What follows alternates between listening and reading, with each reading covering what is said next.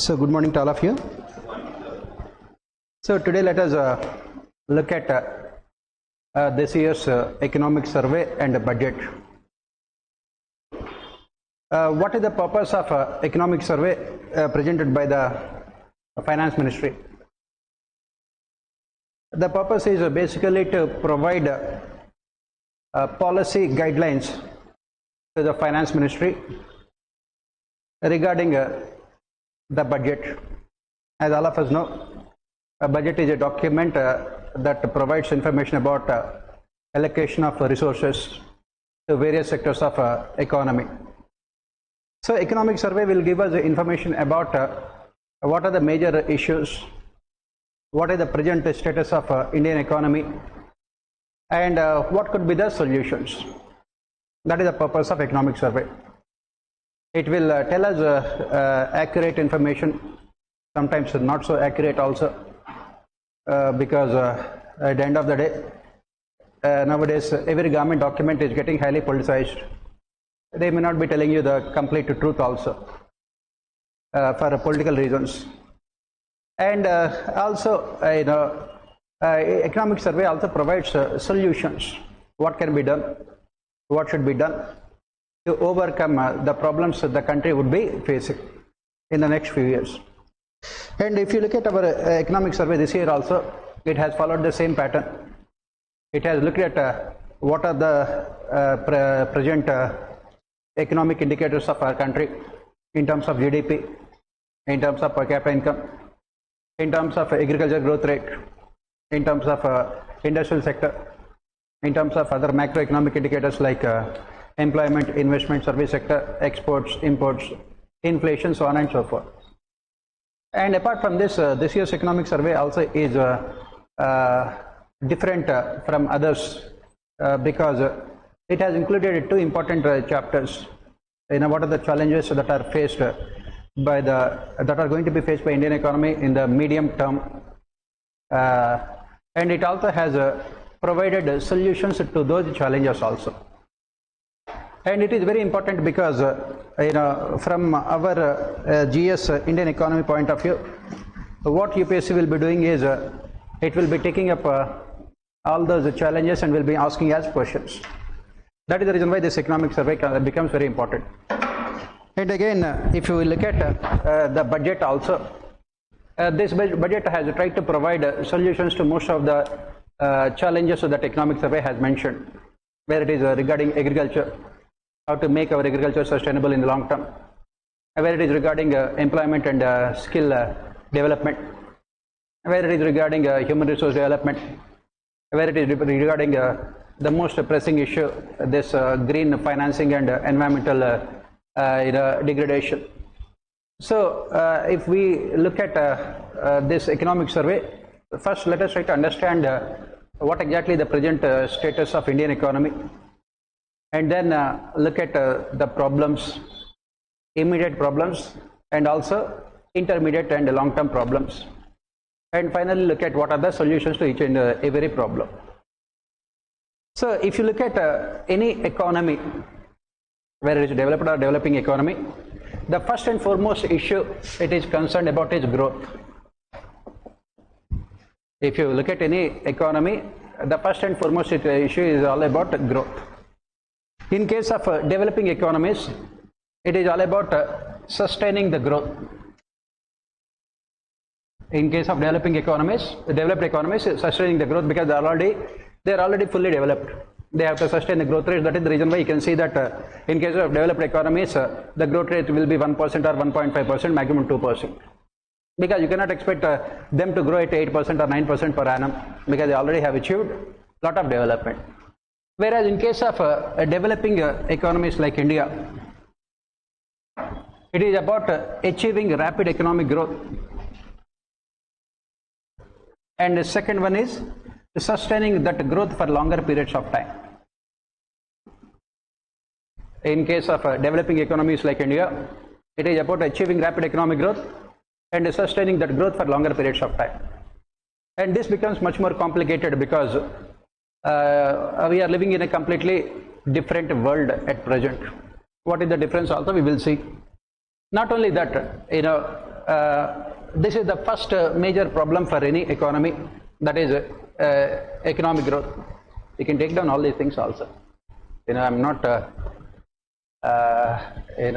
teaching you Ramayana and Mahabharata, where you are attending a satsang, and so whatever you are discussing is very important from your examination point of view, and most of the things what I am teaching right now will not be there in the economic survey. Those there in the economic survey I will give you, but take down these things also, what I am telling you right now. So first major challenge I have mentioned is regarding the growth. First major challenge is regarding the growth. Second major challenge is this economic growth is necessary but not sufficient. It is necessary but not sufficient. Again, for countries like India, this economic growth is necessary but not sufficient, because this economic growth must be transforming itself into what is called inclusive growth also. It must be transformed into inclusive growth also. This economic growth should be transformed into inclusive growth. This is a major challenge for developing economies like India. How this economic growth can be transformed into inclusive growth. Let us see what are the solutions that economic survey is providing for this. And the third major challenge for a country like India is, especially almost all the countries in the world are facing that now, is a sustainable growth. That is, economic growth all over the world is resulting in fast degradation of environment. All the countries in the world are now facing the consequences of environmental degradation. So this sustainable growth also becomes very important. Sustainable growth also becomes very important. That means economic growth and environmental sustainability. A major challenge. Again, let us see how economic survey provides solutions to these problems. Next, for a country like India, a major problem is again inflation, price rise. Inflation. Because whenever economic growth takes place, you can see that in all the economies, it is always accompanied with high levels of inflation for various reasons. It can be what you call cost push inflation, or it can be demand pull inflation. And both of them are not mutually exclusive also. Both of them are interdependent. And in this, how to control this inflation? This is another major challenge in countries like India would be facing.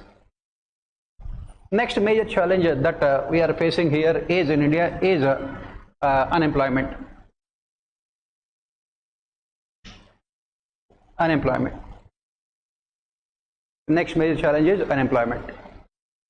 Why this becomes a bigger challenge? Because after 1991, when India had opted for liberalization, privatization, globalization, suddenly there was a tectonic shift in India's GDP composition, with the service sector dominating GDP, overall GDP share. And this service sector is mostly capital intensive. And that is the reason why the country from then onwards is continuously witnessing what is called jobless growth. So how to increase employment? And the macroeconomic challenge the country is facing. Again, let us see how economic survey provides solutions for this. The sixth major challenge that the country is facing here is regarding agriculture. Regarding agriculture. So what is the major challenge here? Thanks to Green Revolution in late 1960s, India has achieved food security, which is not a problem.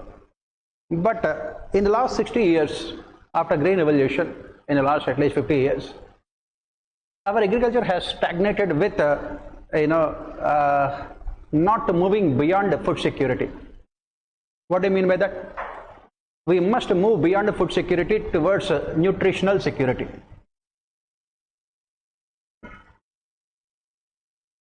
Nutritional security. What does it mean? It means we are providing food to the people, but is the food sufficient for them to have organic growth, nutritional security? And unfortunately, this is a major challenge that the country is facing now.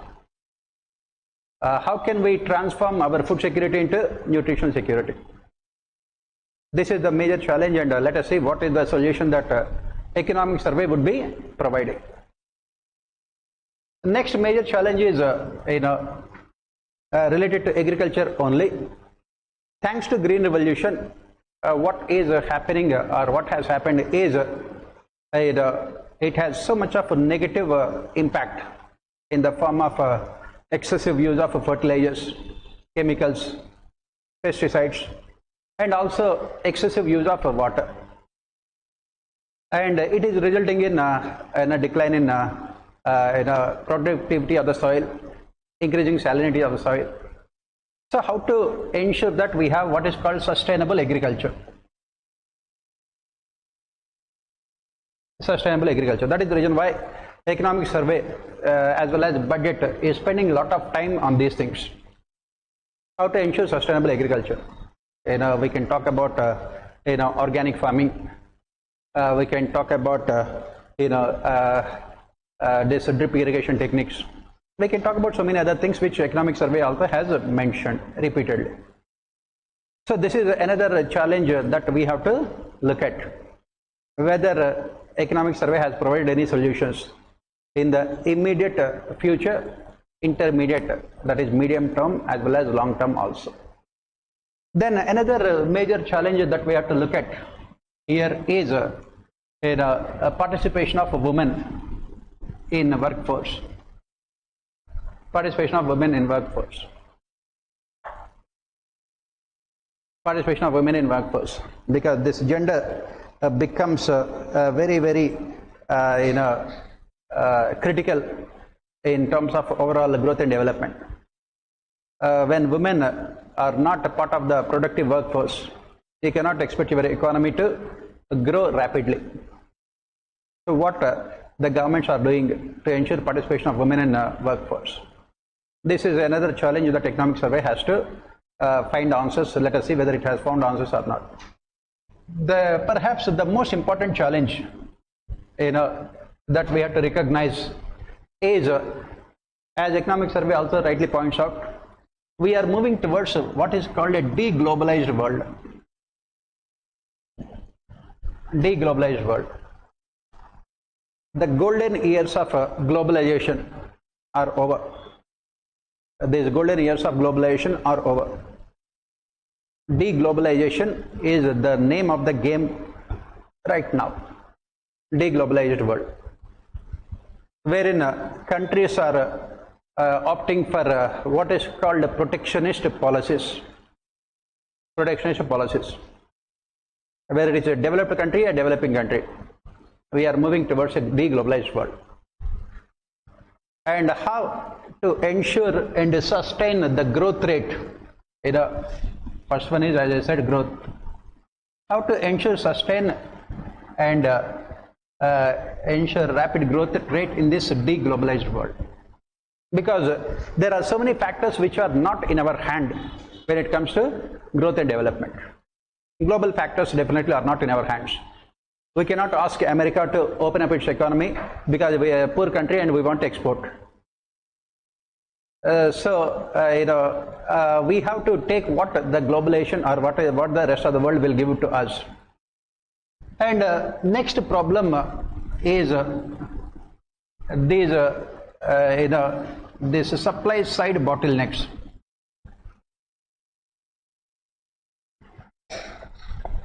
Especially after Corona has completely destroyed the supply chains around the world. Supply side bottlenecks. They still are a major problem. For example, when we talk about shifting towards green technologies, the problem for countries like India is that simply they do not have the necessary raw material, capital, technology, and it is monopolized by some countries And how do you, sustain your growth rates under those circumstances? Because you are forced to depend on the rest of the world.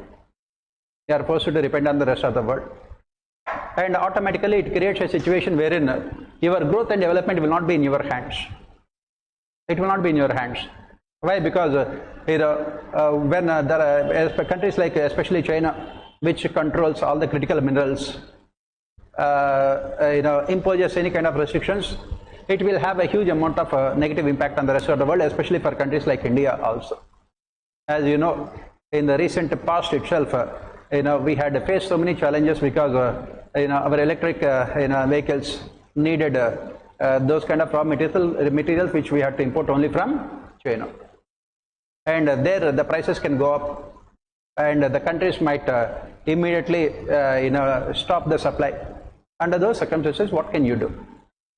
Because this self-reliance is always a good word, but at the end of the day, can it be put into practice or not? We can talk as much as about Atmanirbhar Bharat, but no country in the world is self-sufficient. Every country has to depend on other countries for raw materials, for technology, because no country has all those resources within its boundaries, physical boundaries. So this is another major issue that economic survey had tried to attempt also. This is another major issue. Next major issue is regarding this industrial sector, especially MSMEs. Industrial sector, especially MSMEs. Another major issue is regarding this industrial sector, MSMEs. And the problem here is that every government reaffirms its commitment for the development of MSMEs, but at the ground level, the situation is completely different. There are so many regulatory restrictions which makes the functioning of these MSMEs more difficult and complicated. As some of the top level economists in India have pointed out, India suffers from this excessive regulatory cholesterol. That is what we study in biology also. If cholesterol levels in our body increases, it can be problematic because it can impact your heart, lungs and everything. In the same manner, India nowadays is suffering from excessive regulatory cholesterol. Our Prime Minister keeps on talking about minimum government and maximum governance, but in reality, you are moving towards maximum government and little governance because of this excessive rules and regulations. So this is MSMEs is also a major problem. MSMEs.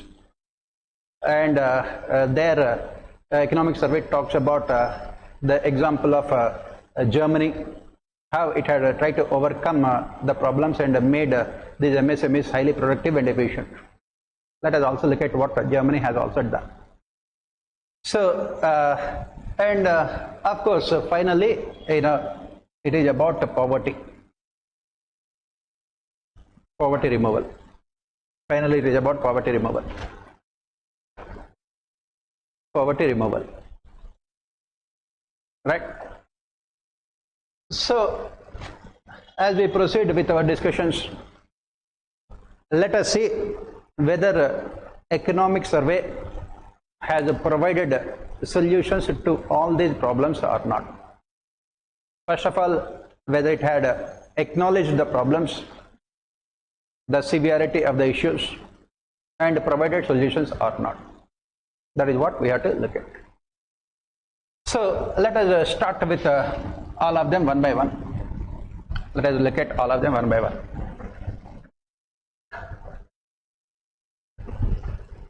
Please remember, whatever you have written is what UPSC will be asking in your Indian economy.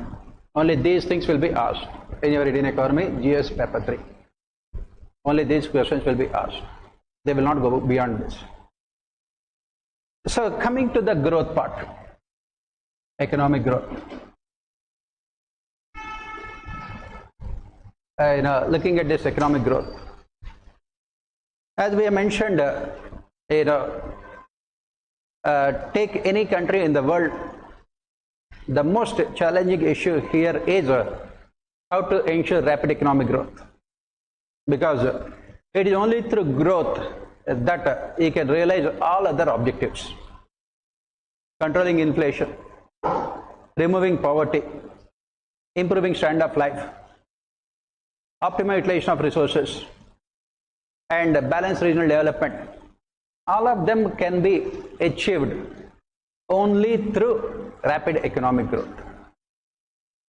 So, what exactly is the present situation, as pointed out by Economic Survey, and what are the challenges? Let us look at all of them. So, we are living in this age of globalization. As we keep on saying, we are living in the age of globalization. Automatically, what happens in the rest of the world will have an impact on India also. So, Economic Survey starts by saying that this global GDP growth rate last year was around 3.2%. It says that global GDP growth rate was around 3.2%, and it is better than the previous year, but not the best growth rate. Better than previous year, but not the best. What about Indian economy? The survey says that our GDP growth rate last year was an impressive 8.2%. It was 8.2%. You can take down all these things. The statistics are important. It was 8.2%. Very impressive. Which makes India one of the fastest growing economies in the world. It is making India one of the fastest growing economies in the world. This kind of 8.2% growth rate, which is very impressive, undoubtedly very impressive. But it stops here only, because there are so many ifs and buts attached to this 8.2% growth rate. So let us look at what are the positives of Indian economy with this 8.2% growth rate. First, let us look at the positives of Indian economy with this 8.2% growth rate. What are the positives here? First and foremost, India, compared to 2019 levels, our last year's GDP growth rate was 20% more than 2019 levels. 20% more than 2019. Why we are talking about 2019? This is what is called BC, before Corona. Before Corona. So what does this growth rate talks about is that India has finally overcome the impact of Corona. So the first thing is that we have finally overcome the impact of Corona. So decoupling Corona, that means we have left Corona and we are back to normal growth process. That is the positive thing. Second is that, what is the second thing? In the last 3 years, if you look at it, in the last 3 years, average growth rate is more than 7%. Average GDP growth rate was more than 7% in the last 3 years. Average growth rate was more than 7%, which clearly again shows that not only we are achieving a significant growth rate, but also we are able to sustain growth rate. Very important. If you go back, this is the first thing that we have mentioned in growth. Two problems. One is achieving rapid economic growth. Second, sustaining the growth for in a significant period of time. On both those accounts, India is doing really well. These are all the good aspects of our economy. Not only we have achieved significant growth rates And secondly, we also have sustained these growth rates in spite of many challenges that we are facing in the post-corona world. So this is another good thing about Indian economy. Another good thing about Indian economy. Next, what are the other good aspects of this growth rate? What are the other good aspects of this growth rate? Next thing that we say here is that this growth rate is achieved with what we call tolerable inflation levels. Inflation levels. India has not witnessed any runaway inflation. Tolerable inflation levels. Of course, the core inflation remained still very high, but this was mostly because of supply side bottlenecks. Inflation levels did not breach what you call tolerable levels. That means why we can say that this kind of growth rate can be sustained for longer periods of time? Because we have been able to achieve this kind of significant growth rate in a challenging global environment, and also with tolerable inflation levels. This is another major achievement of Indian economy in the post-corona world. Next, proceeding with this only, what are the other good things that we can say about this growth rate? Why we can say that we can be sustaining this? Next one is our banking sector has achieved significant results. Gross NPAs have come down drastically. Gross NPAs have come down drastically. Why? Because it is the banking sector that would be providing the much needed financial assistance to the infrastructure and industrial development. So, we have witnessed in the last few years cleaning up of our banking system. 2 years back, the Union government had taken a bold decision to redefine our fiscal deficits. What did the previous governments do? In order to artificially reduce the fiscal deficits, they have relied more on off-budget borrowings. Off-budget borrowings. So 2 years back, the Union government had taken up this bold decision to completely clean its coffers and make the entire budgeting process more transparent. That is the reason why they have included off-budget borrowings also in fiscal deficit. That was the reason why 2 years back it was 9.5%. Right? Now, thanks to the initiatives of the Union government, we have been able to clean up our financial system, banking system, and overall finances of the government also. And this is also a long-term sustainable measure. Next important achievement, as we have mentioned, is the fiscal deficit. Fiscal deficit. From a high of 9.5% 3 years back, and we are progressively reducing our fiscal deficits, and it is expected to be around 4.9% in the coming financial year, which is again a major achievement. We also have been able to reduce our fiscal deficits, by controlling the subsidies, by improving our tax revenues, and also by reducing overall expenditure. Next important achievement, what we have witnessed was we have seen in the last few years significant increase in capital expenditure of our government.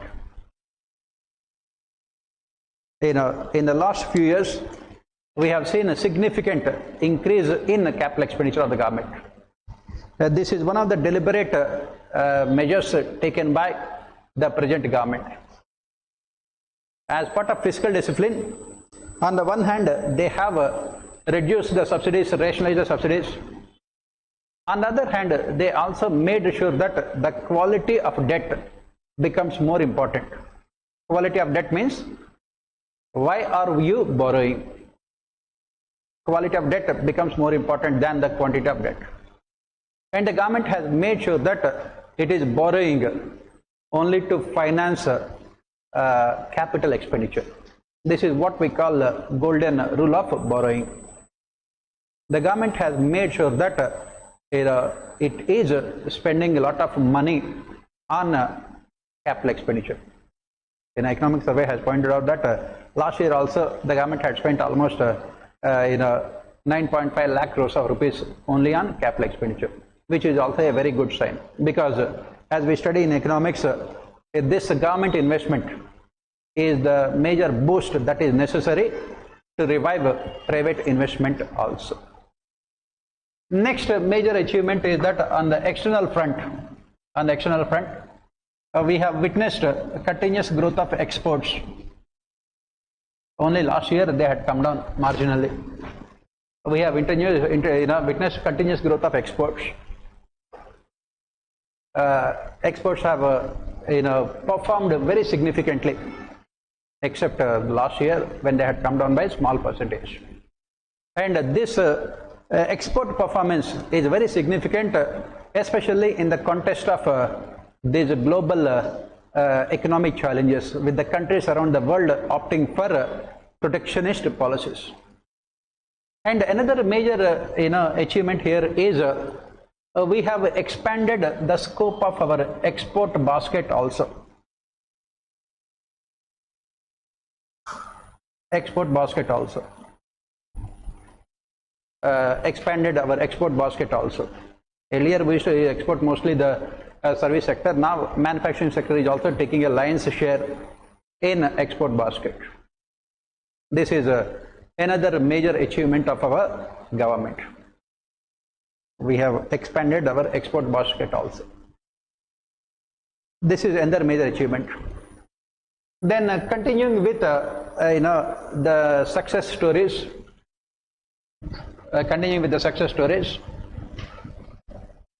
On this foreign exchange front also. We have a very, very significant foreign exchange reserves now.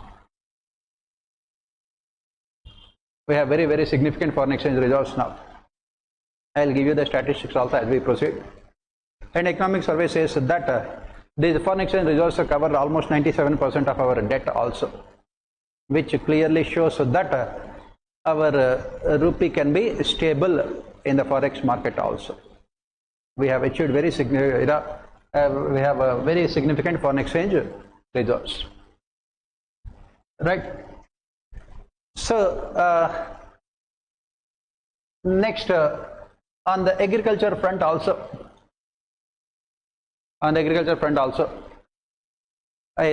if not a spectacular growth, we are able to maintain the growth, agriculture growth. If not achieving any spectacular growth, we have been able to maintain growth on the agriculture front. So this is what we say on the side of the success.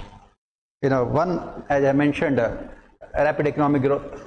For the last 3 years, growth rate is more than 7%, with last year's growth rate surprising many countries, including the International Monetary Fund. They never expected the growth rate to be so high also, which is mostly fueled by domestic demand only. And then we have been able to sustain the growth rate. We have been able to ensure fiscal discipline. We have been able to clean up our budgets. We have been able to overcome the problems of gross NPAs, which was a major issue say 10 years back. And we have been able to rein in inflation within tolerable limits, and we have been able to improve our performance on the external front. and we have been able to increase capital expenditure significantly. So these are all the major success stories as far as Indian economy is concerned. Now let us look at the other side. What are the problems? What are the major issues? Please remember, everything we are taking only from economic survey, right? What are the major issues that economic survey speaks about? Major problems that we are facing. So those problems, which are within our, control, within our hands. Those which are outside our hands, which are outside, we cannot do much about it. So what are the major problems that we are talking about here? We have achieved this significant economic growth, but the problem is, it has not been inclusive in nature. So how do we know that it is not inclusive in nature? I said last year growth rate was 8.2%, GDP growth rate, which is very, very impressive. But increase in private consumption was only 4%. Increase in private consumption expenditure was only 4%. This is where, in a small statistics can present you big, much larger picture. Increase in private consumption was only 4%. Right? That means as we study in our economy, how this consumption expenditure is determined. This is what we say in economics. Y equal to C plus I. C plus S, whatever we want to say. That means if people have income, Y means income, right?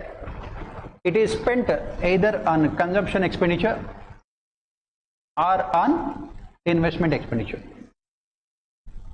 If people have income, it is spent on either consumption expenditure or investment or savings. If you are putting your money in the bank will use those savings deposits to give loans to industrialists. That is how savings will be converted into investment. Now, again, if you go by John Maynard Keynes, one of the topmost economists in the world, he has said that when the incomes of the people increase, what happens? Their consumption expenditure will be going down and their investment expenditure will be going up.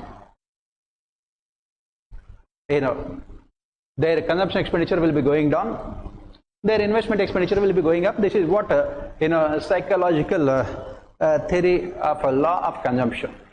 That is what John Maynard Keynes says. What does it mean? If your income is 100 rupees, you will be spending 95 rupees on consumption expenditure. You have to live. 95 rupees on, that means you are spending on your food, clothing, then housing. All this is part of what you can say consumption expenditure. Right? If your income increases to 200 rupees, if it increases to 200 rupees, will you be spending 190 rupees on consumption expenditure? No. You will not be spending. Why? Your consumption expenditure has certain limit. Just because your income has doubled, does it mean that you will be eating the double amount of food? No. Right? That is the reason why as the incomes increase, consumption expenditure will be going down. That is the reason if you look at countries like United States of America, their consumption expenditure in their overall income is less than even 10% also. Less than 10%. On the other hand, if you look at developing countries like India, the consumption expenditure forms a very significant part of their overall expenditure because people are poor. So it can be around even 70% also. 70%. For poor people, it can be more than 80% also. Different sections of society. Mukesh Ambani's expenditure on consumption expenditure is 0.00000%. Right? On the other hand, for a person living below poverty line, he has to spend every single penny only on consumption expenditure. Now, what we are talking about here is that when your GDP is growing by 8.2%, right? When you say that private consumption expenditure is going only by 4%, what does it really indicate? What does it indicate? What does it indicate? Yes, what does it indicate?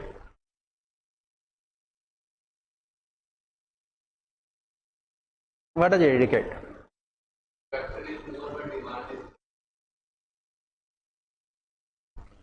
That is what economics is all about, analyzing the statistics.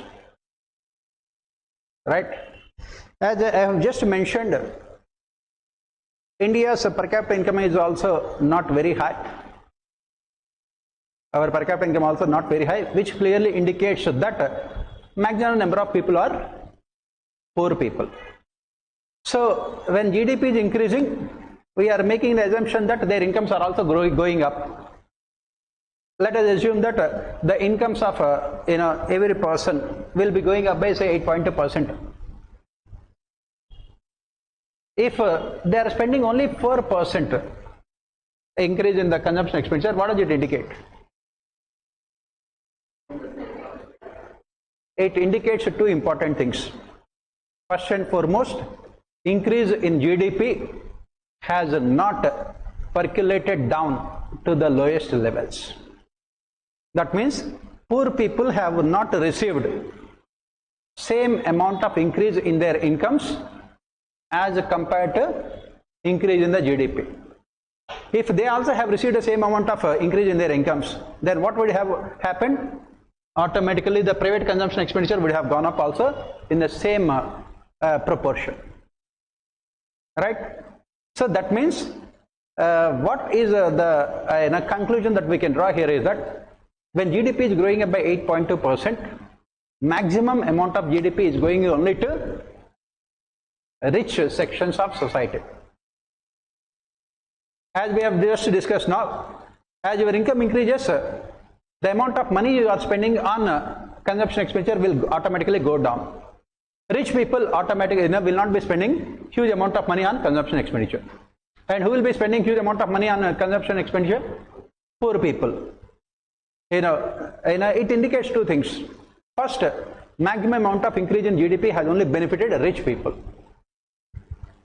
They will not be spending more money on consumption expenditure. That is the reason why consumption expenditure is coming down. Second, poor people have not seen any increase in their real incomes. Poor people have not seen increase in their incomes. If they had seen increase in their incomes, what they would have done? What they would have done? Automatically they would have spent more amount of money on consumption expenditure. Are you getting the point here? That means economic growth is taking place, but unfortunately it is not resulting in inclusive growth.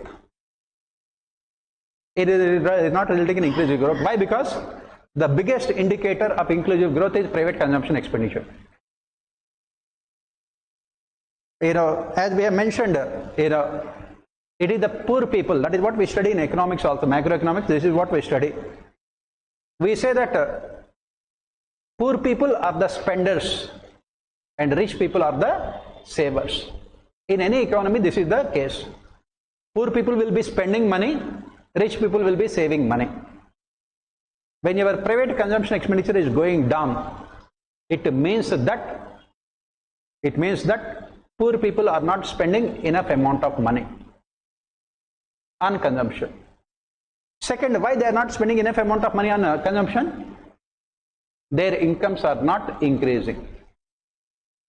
That means the growth that is taking place is not inclusive.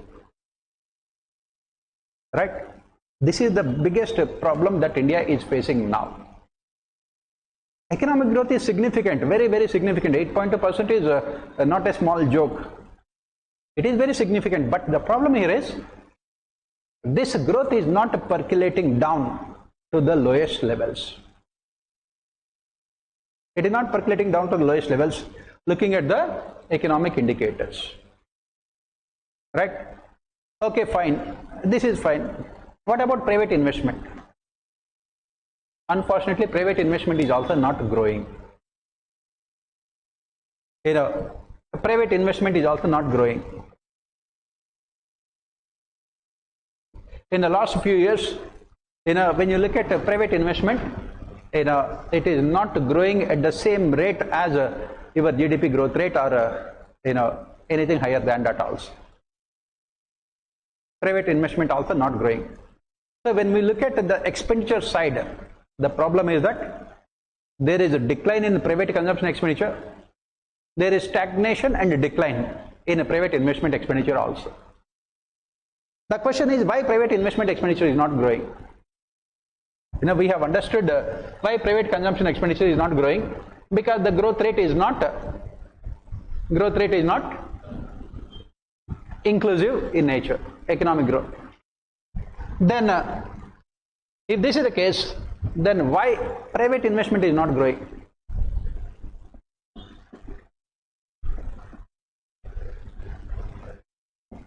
Why it is not growing?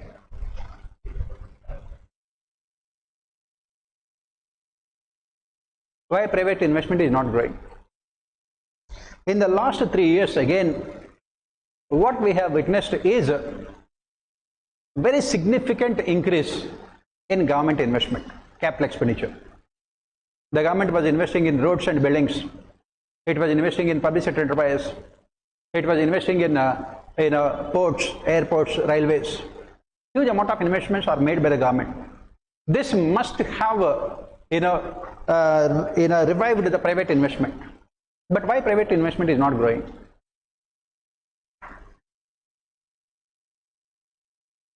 Why private investment is not growing?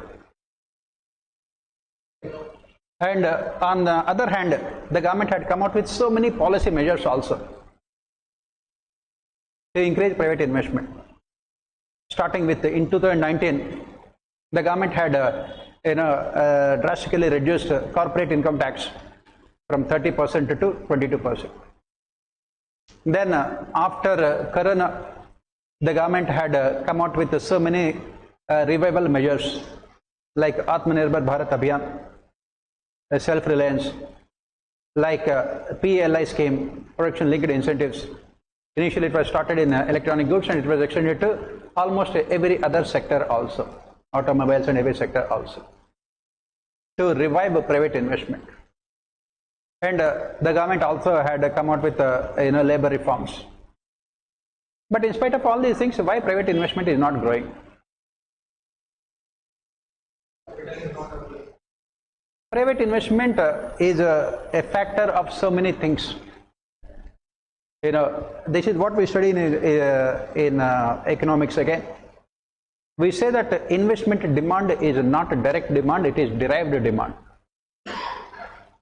So what do we mean by derived demand? This investment demand is derived from something else. When do the private sector invest? When there is demand for their products. That means when there is consumption demand. And what is happening here? Consumption demand going down. Very simple. When private consumption expenditure is less, it is increasing only by 4%. Will there be any private investment expenditure? Are you getting the point here? So the first and foremost here is that we have not been able to make sure that our consumption becomes much more broad based. What do you mean by much more broad based? Right now, if you look at the consumption expenditure, we are witnessing what is called some kind of a paradox. On the one hand, we are having a huge amount of demand for what is called luxurious products. Recently, our Prime Minister also has mentioned about all those things. that there is huge amount of demand for these super luxury cars, Audi cars and everything.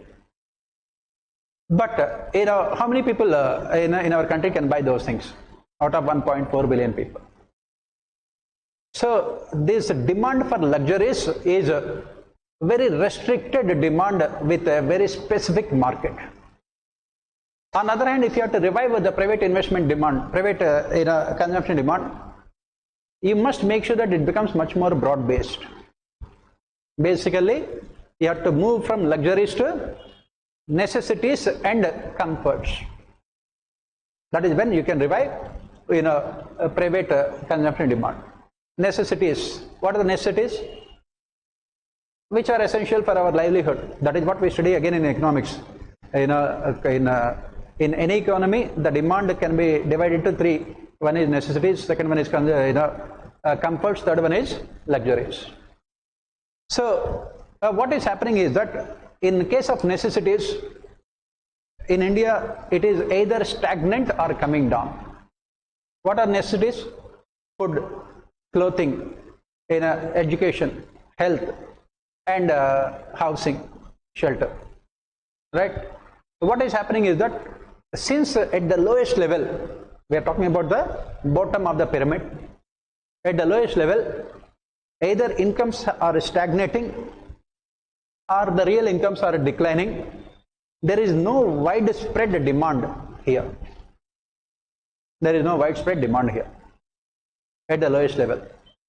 At the middle level, India has a what is called a very dynamic middle class.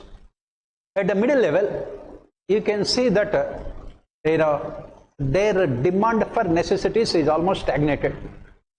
So what the middle class are doing right now?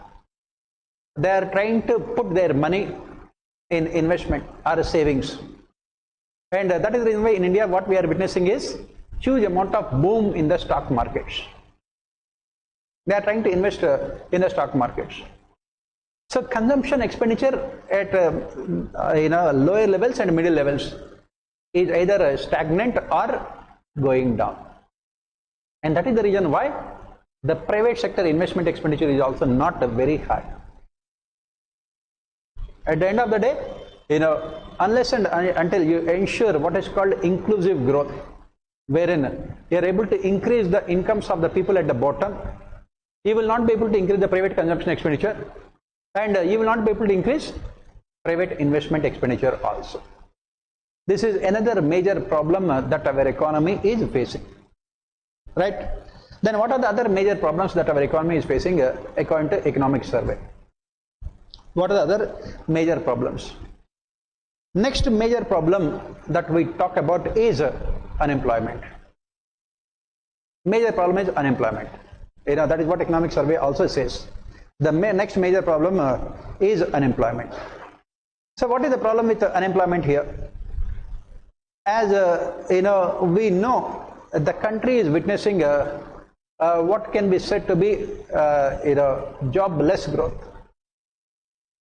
A recent RBI report has said that in the last 4 years we have created 8 crore jobs. And today, if you look at Hindu newspaper, they had carried out one full-page article wherein they have debunked this entire theory of 8 crore jobs. The government can say anything, but at the end of the day, at the ground level, unemployment is a major issue. Unemployment, can be a major issue, but the much bigger issue is not unemployment, unemployable people. That means, again, economic survey, is very honest in its opinion, and has said that only around 50% of our graduates have the necessary skills to get productive employment. That is what a major problem, unemployment. Only 50% of our graduates have necessary skills to get productive employment. So that is the reason why what is in India, not only unemployment, we also have problem with underemployment. Underemployment means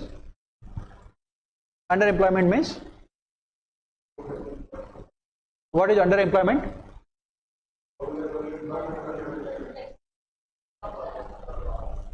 Underemployment means you have far more skills than the job where you are working right now. That means failure of the economic systems to fully utilize the potential of the population. Failure of the economic system to fully utilize the potential of the population. This is another major problem. So what are the other challenges that we are facing? What are other major challenges that we are facing at this point of time? Another major challenge that we talk about is, as I have mentioned, deglobalization. Deglobalization is a major challenge. If you look at China, it is extremely lucky. It is extremely lucky. Why? China had opted for globalization in 1979. India in 1991. Right? So, China was at least 12 years ahead of India. And by 1980s, because of what is called Washington Consensus, almost all the countries in the world have been forced to opt for globalization. And China has benefited immensely. First, it started exporting cheap labor-intensive products to the rest of the world. Cheap labor-intensive products to the rest of the world. From toys, of children to everything, cheap labor, because it has the advantage of cheap labor. Next, China did not stop it here. Then they started progressing. They focused on technology. They did not stagnate there. They focused on technology.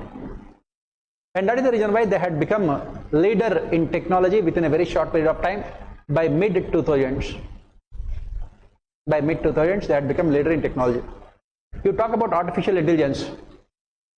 You talk about 5G technologies. You talk about robotics. There also China had been able to leave its footprint. Right? Third thing they have done is, they had become the back office of the rest of the world, factory to the rest of the world, supplying everything from inputs to raw material to capital to finished products, everything. And they are the ones who ruthlessly exploited this globalization. Next, what they have done, they also have very rich mineral resources.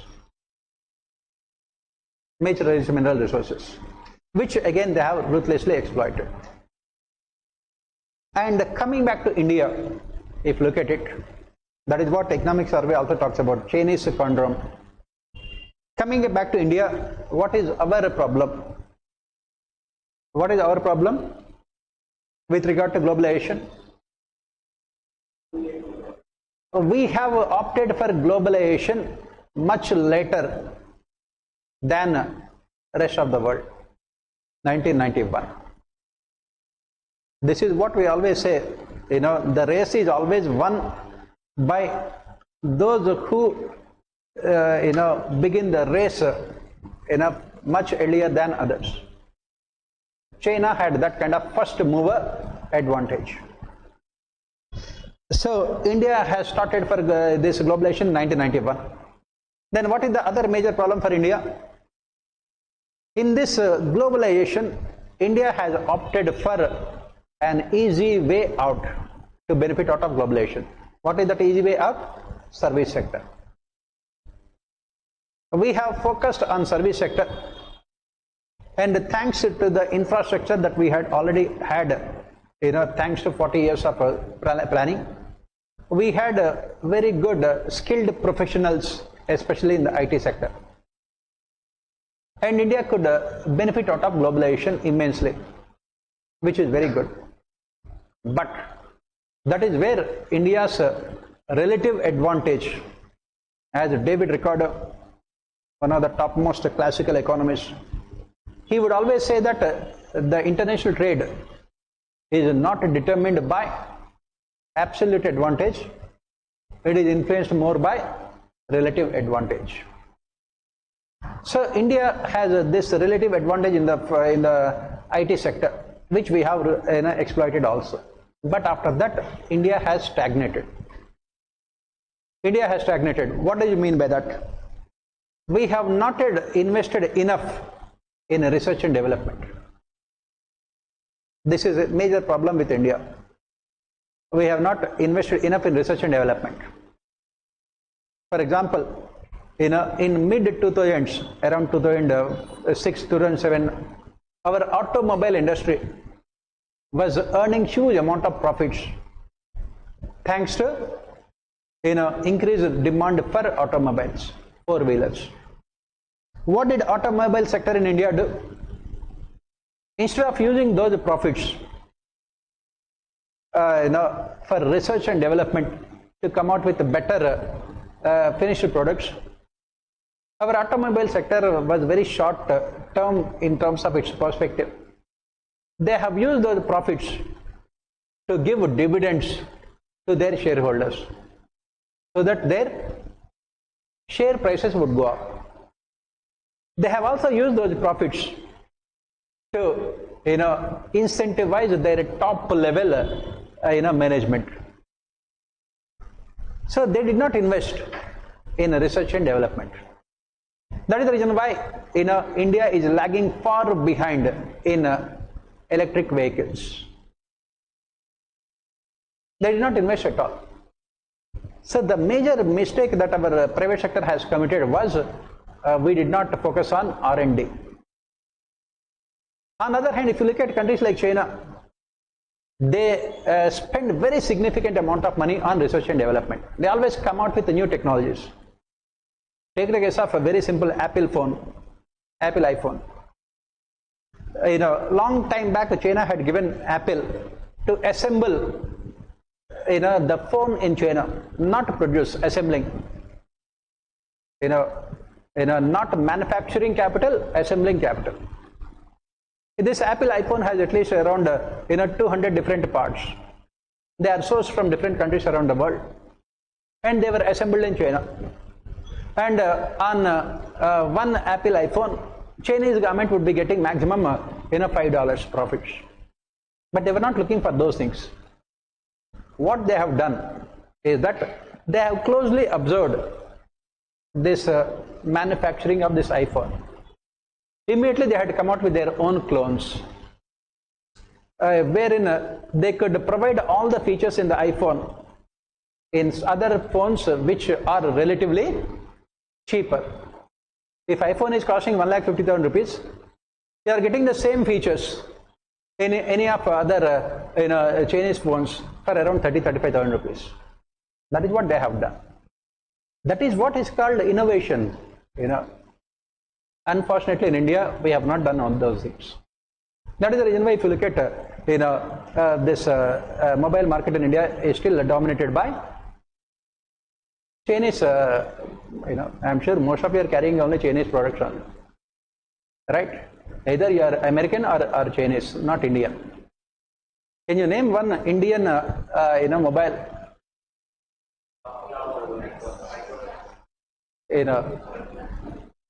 Right, which has a significant market share.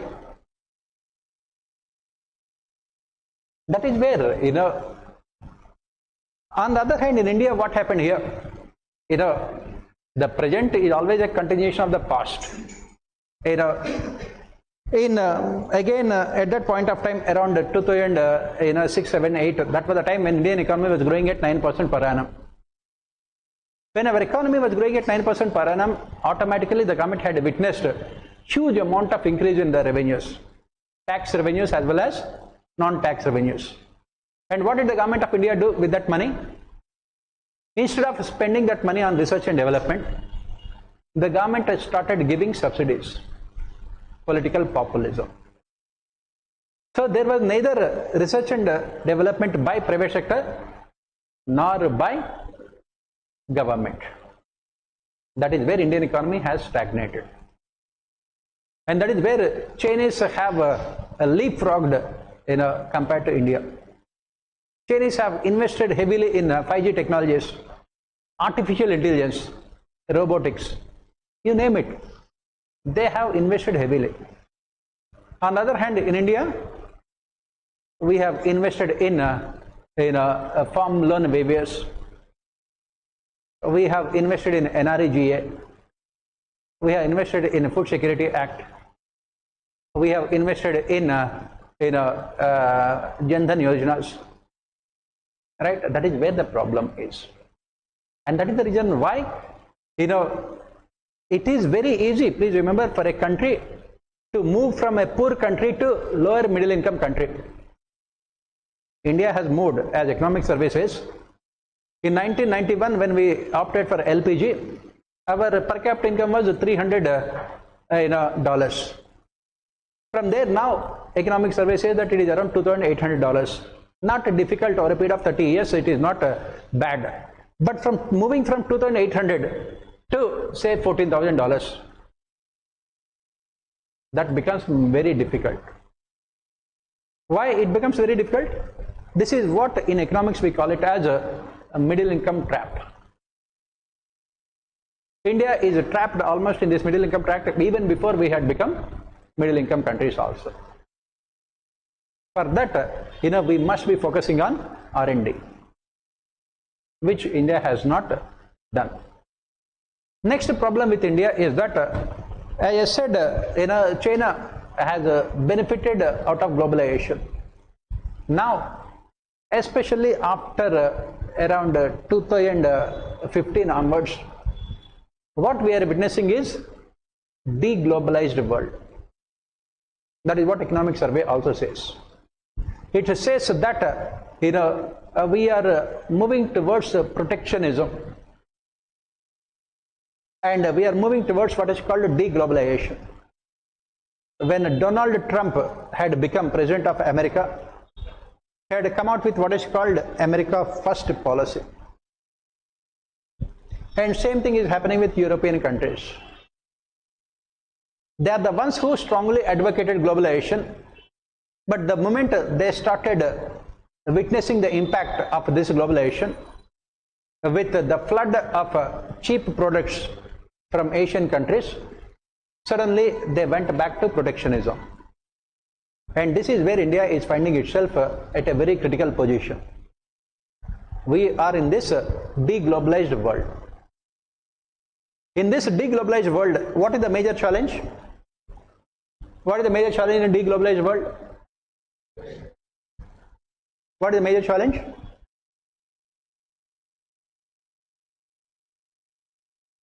Pardon? First and foremost, investment.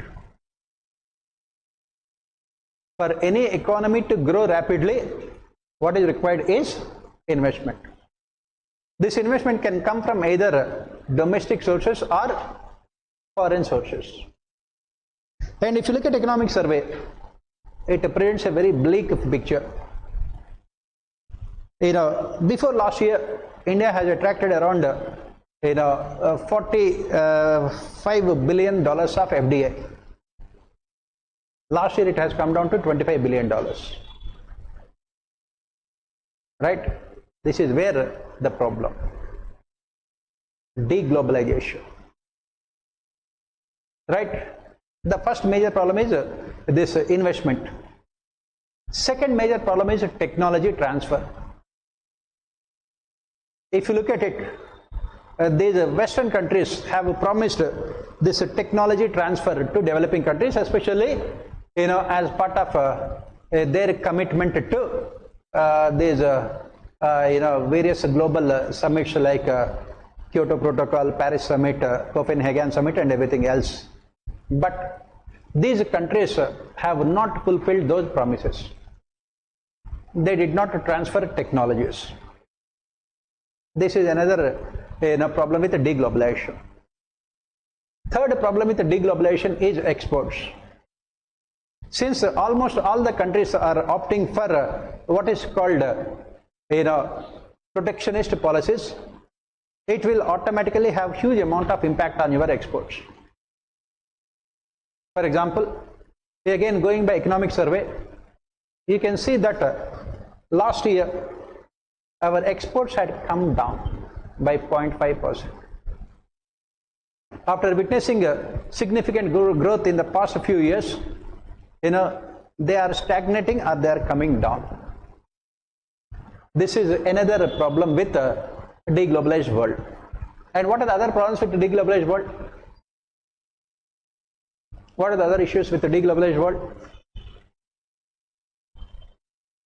Yes, what are the other issues with the deglobalized world? Yes, supply side disruptions. Supply side disruptions. You are not able to get a continuous supply of raw material and technology. Supply side disruptions. This is another problem with the deglobalized world. Supply side disruptions. It can play havoc in product markets also. Supply side restrictions. Then what are the other problems here with the deglobalized world? What are the other problems here with the deglobalized world? Another problem is that we have this WTO, World Trade Organization, to ensure free and fair trade among the member countries. The failure of WTO meant that we have seen so many regional groupings coming into existence. So what is happening is that these regional groups will have trade among themselves, free trade among themselves. But trading with the rest of the world, they keep on imposing huge amount of tariffs, right?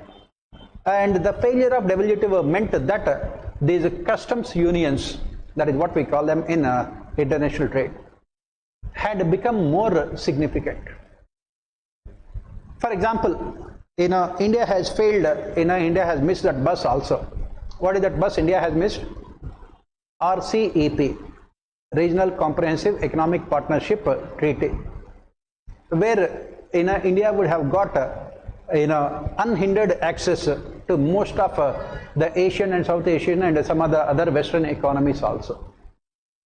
Now, since India is not part of this RCEP, we are forced to sign bilateral trade treaties with all the countries in the world, which becomes that much more difficult also in a highly deglobalized world. In a highly deglobalized world also. So this is another major problem that economic survey points out. This is another major problem to this sustaining the growth rate for longer periods of time. What are the other major problems that we are facing now?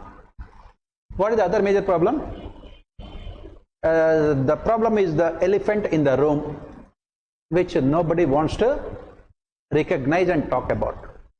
That is environmental degradation. Nobody wants to talk about it, even though every country in the world is staring at the consequences of this environmental degradation,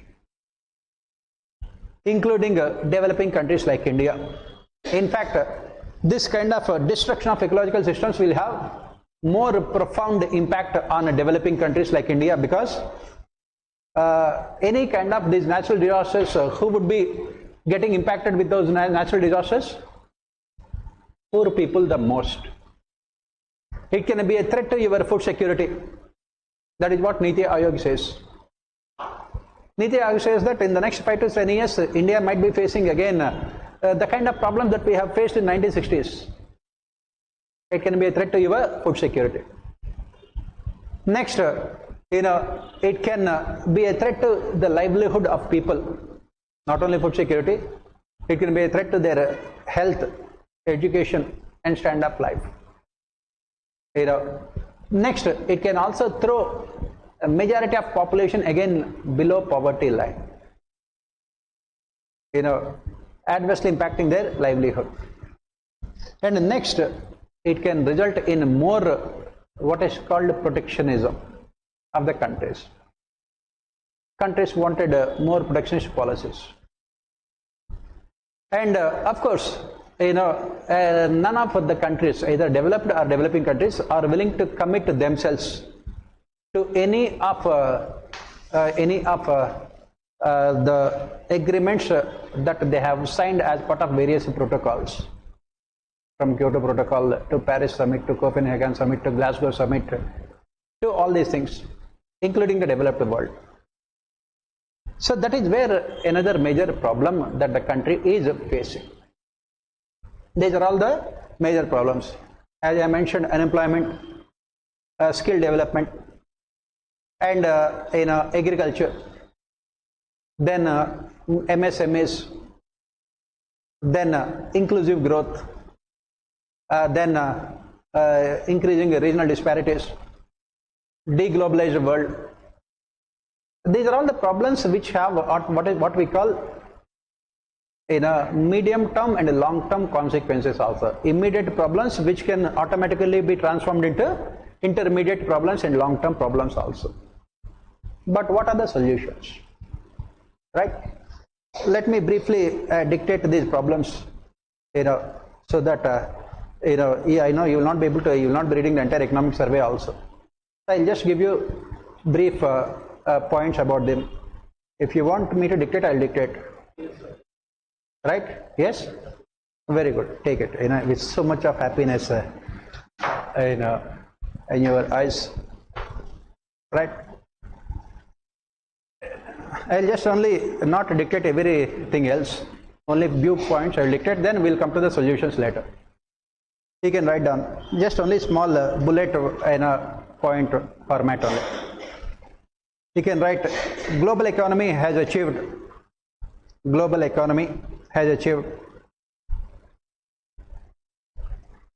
3.2% growth in 2023. 3.2% growth rate in 2023. Marginally less than 2022. Marginally less than 2022.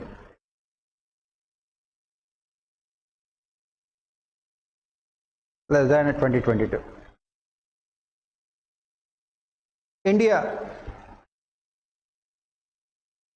India's real GDP grew by 8.2%. Grew by 8.2%.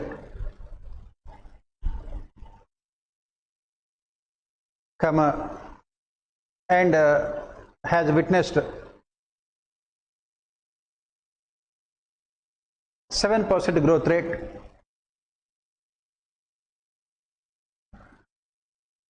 for a third consecutive year.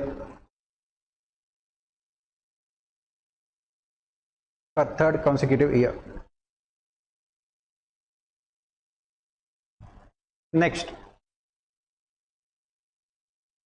at the global level,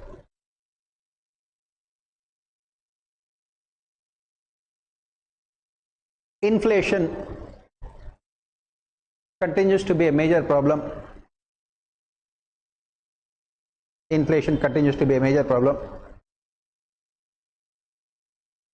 Because of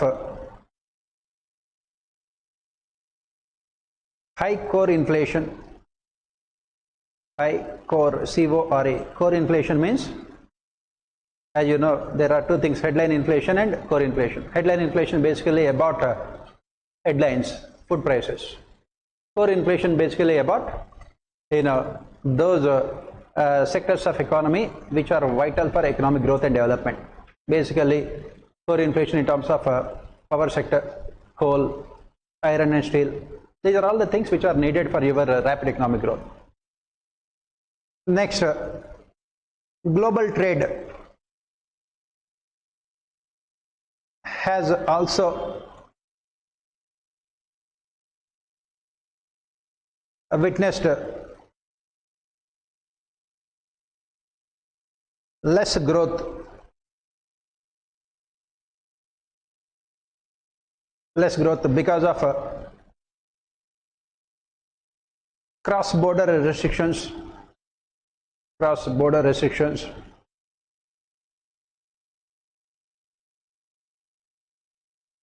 and less than expected growth in advanced economies.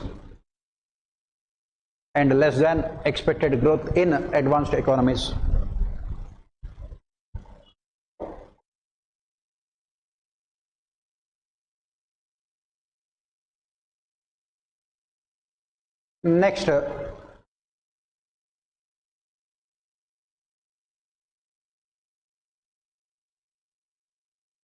monetary policy changes at the global level.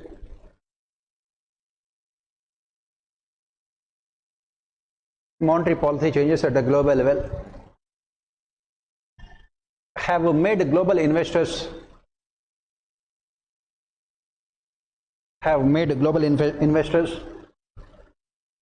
more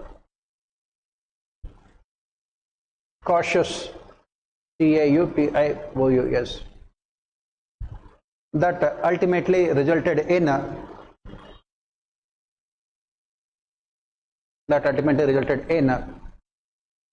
decline in FDI inflows.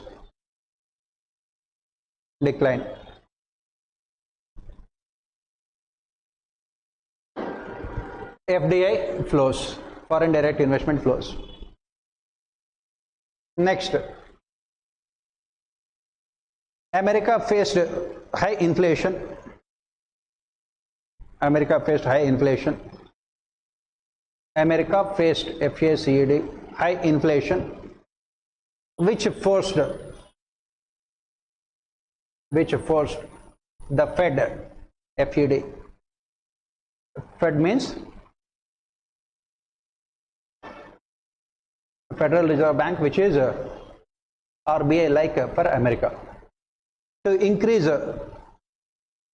interest rates.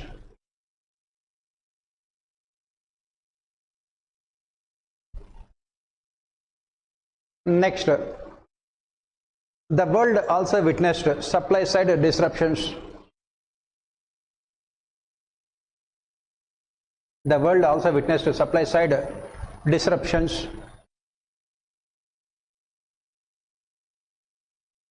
Due to Red Sea crisis,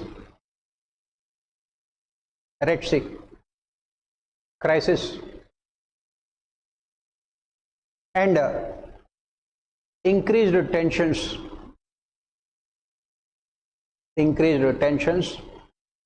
in the Middle East.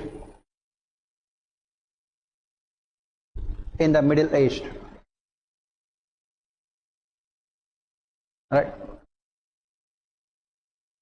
Global volume of exports had only registered 0.5% growth. Last year, that is 2023. Right. Next, this is about the external sector, right? Coming back to India, a share of agriculture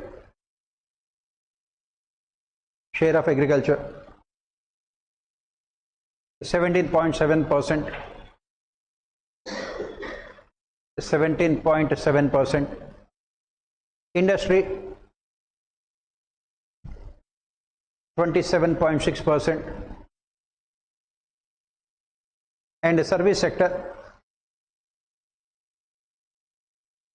54.7% in overall GVA.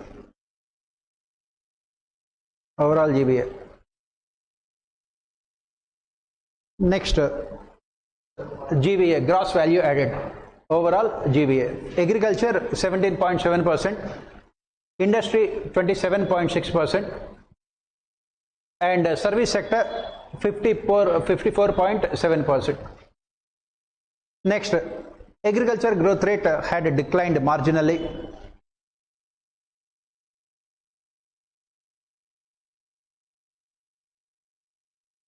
by 0.3%. 0.3%. Manufacturing sector grew by 9.9%. Grew by 9.9%. Private final consumption expenditure. Private consumption final expenditure. Final consumption expenditure. Private final consumption expenditure grew by 4% in real terms.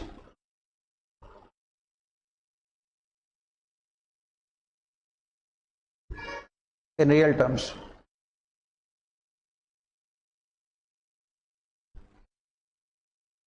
Next, in spite of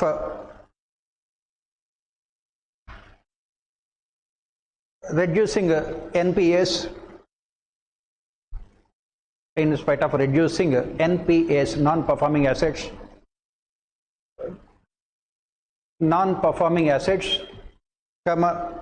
credit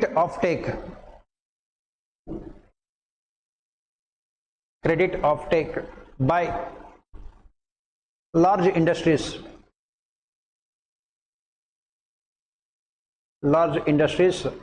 has not been significant.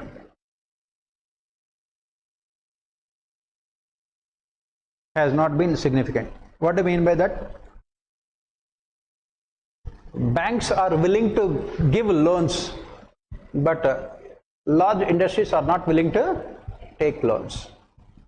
Next, write down. Next, fiscal deficit.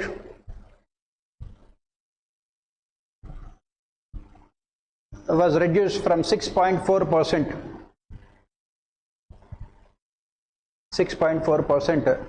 to 5.6%. To 5.6%.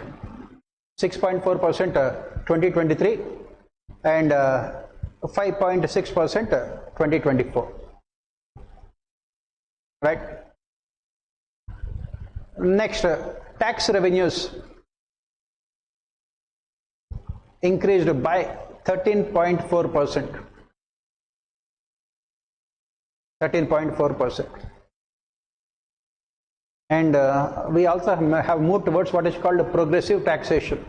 What is progressive taxation? Policies?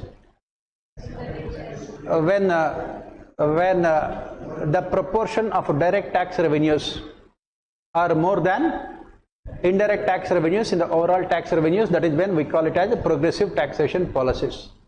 Why? Because direct taxes are paid by those who have income, rich people.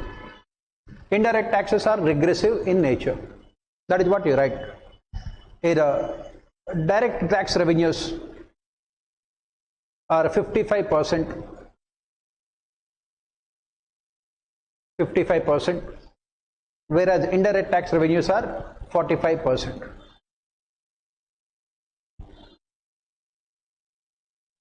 45%.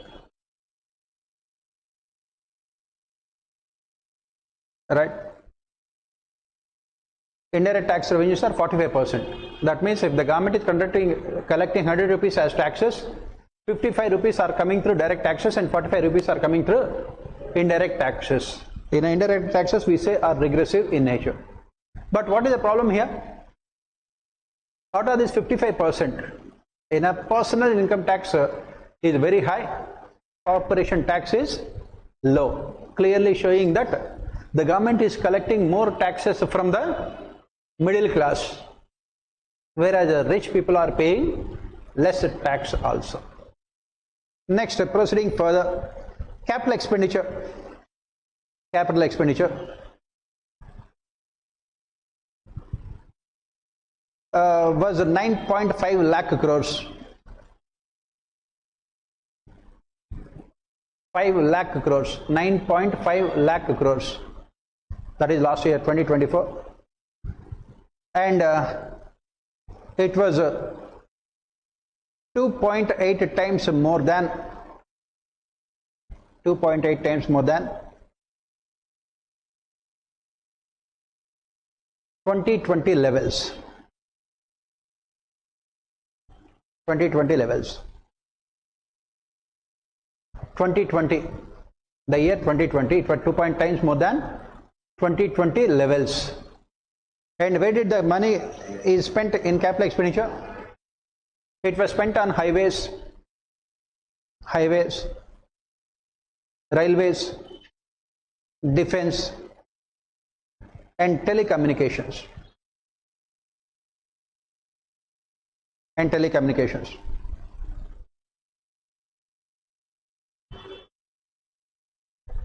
And expenditure on interest payments also has come down. Next, expenditure on interest payments also has come down. Interest payments also has come down to 30.4%. 30.4% of the revenue expenditure.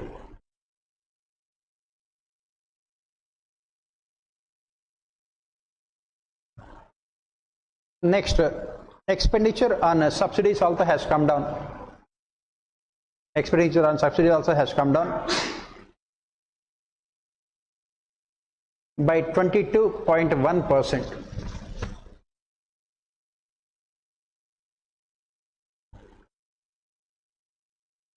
By 22%. By 22.1%. Okay, fine, no problem, right? So, and the fiscal deficit is expected to come down to 4.5%. Is expected to come down to 4.5% by 2026.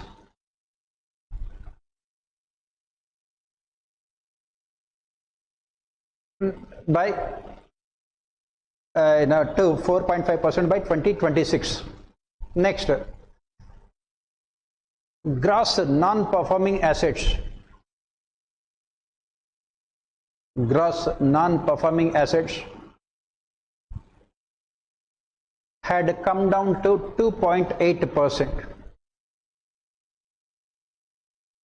2.8% in March 2024.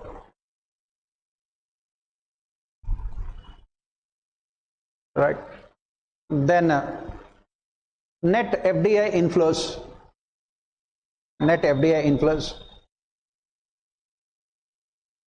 declined from net FDI inflows declined from $42 billion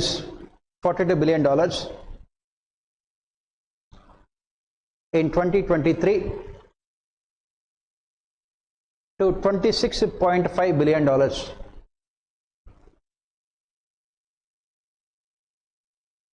$26.5 billion in 2024. In 2024, from 42 to $26.5 billion.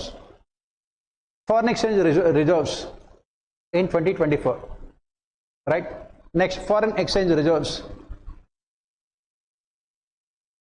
were sufficient to cover. They were sufficient to cover 11 months of imports.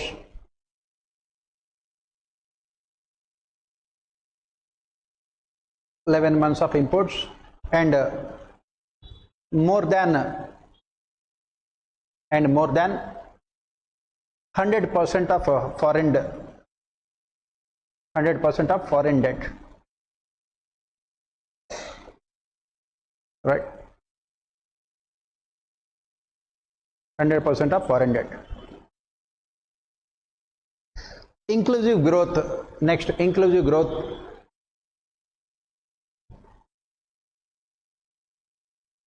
Is also taken care of. Is also taken care of with flagship schemes like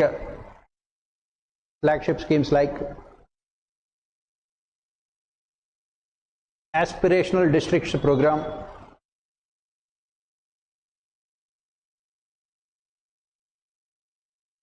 aspirational districts program in brackets 2018, aspirational blocks program, aspirational blocks program in brackets 2023.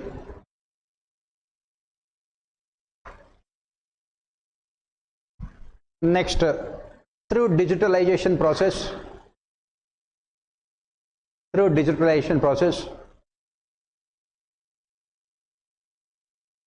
comma 36.9 lakh crores,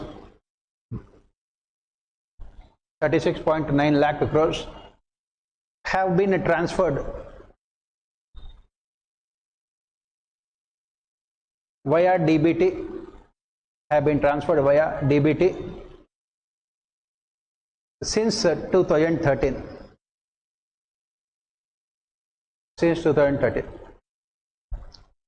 Next, female labor participation rate.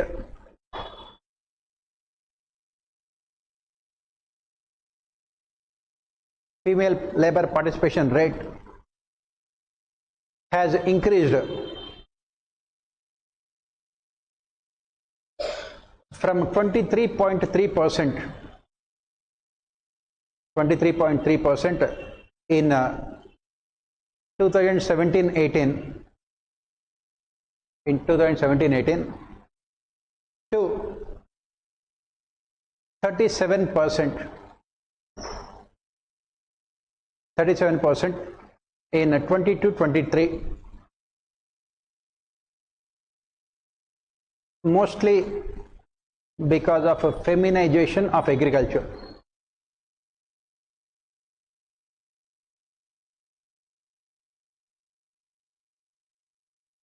Mostly because of feminization of agriculture.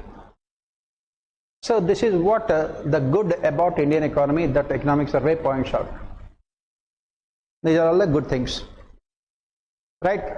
Let us look at the challenges or major problems or challenges. Major problems are challenges. First one is,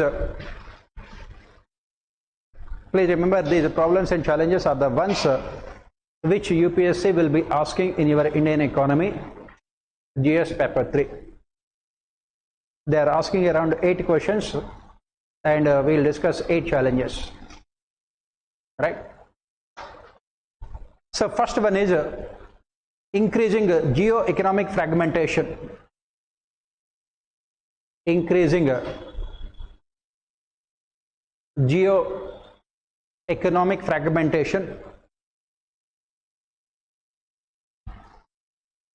Geo-economic fragmentation and the consequent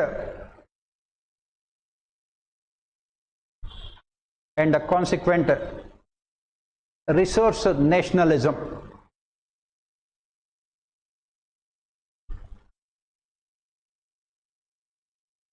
Resource nationalism that can have a significant impact on growth. That can have significant impact on growth. So what do you mean by this? What is the meaning of this? Increasing geo-economic fragmentation and the consequent resource nationalism. What is the meaning of this?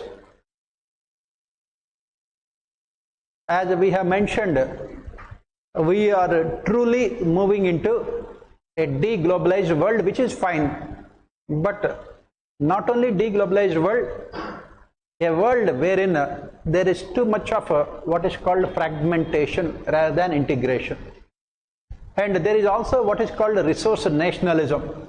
What do you mean by that?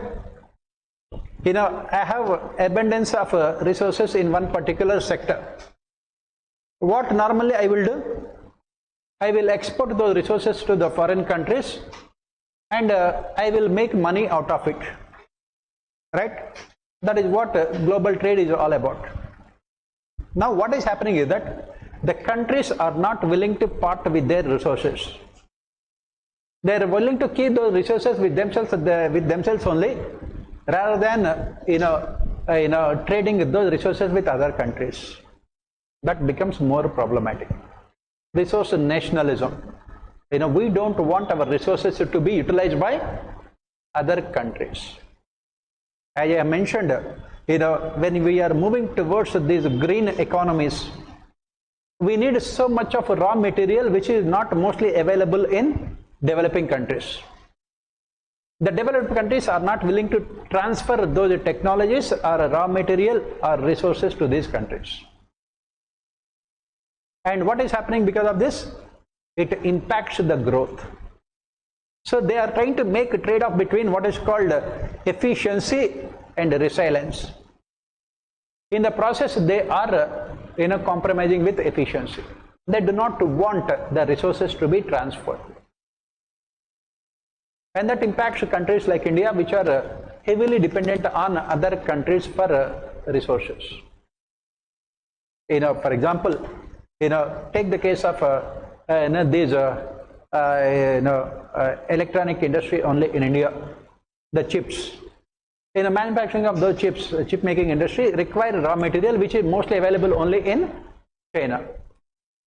China suddenly says that we will not give you the raw material. What will you do? That is impacting our e-vehicles also. Right? This is used in almost all electronic equipments, right from your mobile phones to car batteries. But it is not available. What will you do? Resource nationalism. On the other hand, China would say that we will not give you the this capital. You can import our finished products. What should we do? Should we import the capital or this raw material, or should we import the finished product? And what is the problem with importing the finished product? What is the problem with importing the finished product? When you are importing something from foreign countries, you are increasing their GDP. You are using your resources to increase their GDP. Are you getting the point here? Whatever your GDP is there, it is being used to increase the GDP of those countries by creating demand for their products. And on the other hand, these countries are opting for what is called resource nationalism. This is the major challenge for India, immediate term, also in the intermediate term. That is the first challenge. Second challenge is the global trust deficit. Global trust deficit. Global trust deficit. What is this global trust deficit that we are talking about? There is no trust left among the countries around the world to do trade among themselves. Every country is suspicious about other countries' intentions. Every country is suspicious about other countries' intentions. So what is happening here because of this global trust deficit? Because of this global trust deficit, countries are forced to pursue what is called self-reliant policies. That is what you are right. It is forcing the countries to pursue self-reliant policies. It is forcing the countries to pursue self-reliant policies. Right? What do you mean by self-reliant policies? India also has done the same with Atmanirbhar Bharat Abhiyan. And what is the problem with this kind of self-reliant policies? From an economic perspective, what is the problem with self-reliant policies? Purely from economic perspective, what is the problem with these self-reliant policies? What is the problem? There will be less optimum utilization of resources. You are spending your resources in producing those goods over which you don't have any expertise. Normally, what the countries around the world do, that is what David Ricardo would say. They would identify the resources they have. Second, they would also identify, the products where they can produce the goods in a more qualitative manner at less cost of production compared to other countries.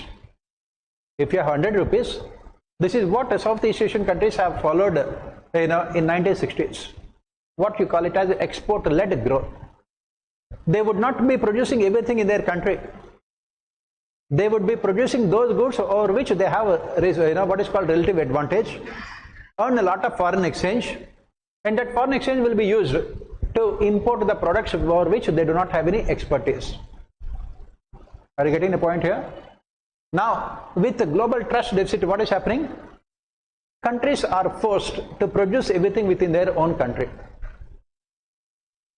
so that tomorrow they don't have to depend on other countries.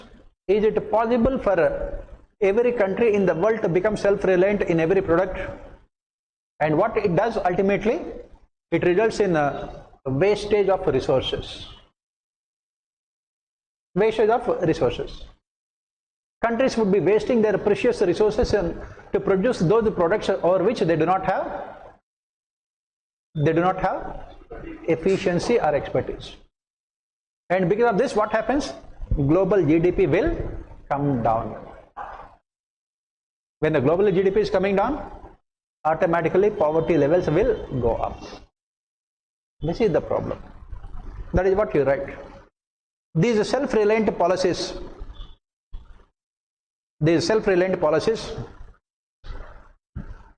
can have long-term adverse consequences.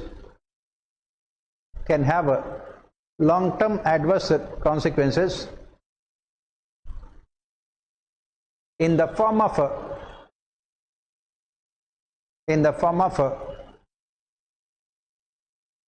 less than optimum utilization of resources, less than optimum utilization of resources,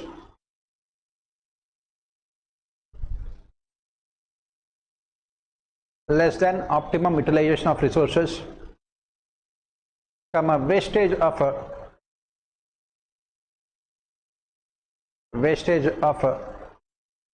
resources, increased cost of production,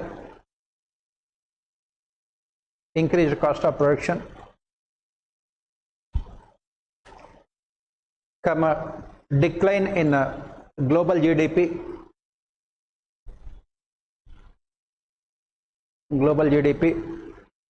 and subsequently global trade also.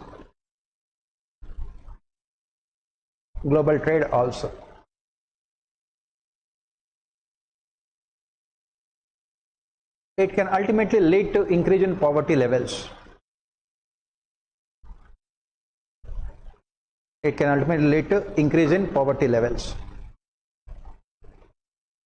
Increase in poverty levels.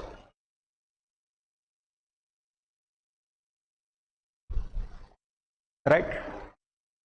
This is the problem with self-reliance. That means countries are now myopic in their view, looking at only immediate short-term benefits in the form of self-reliance, not realizing the long-term consequences of this deglobalized world. Ultimately, people, especially in developing countries, are the ones who are going to suffer. Next major challenge is technology.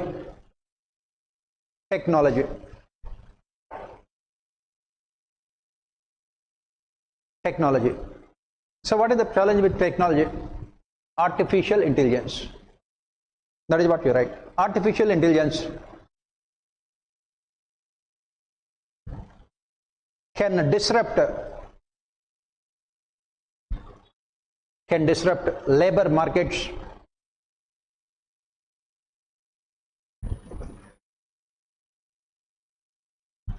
increase inequalities,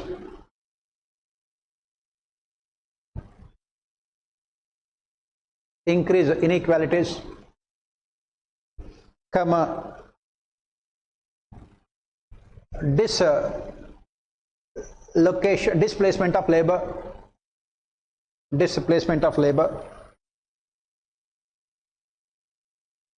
increase unemployment,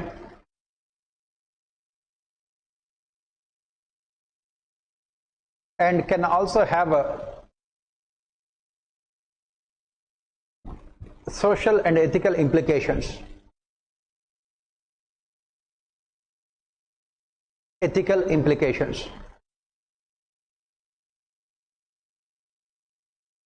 can also result in a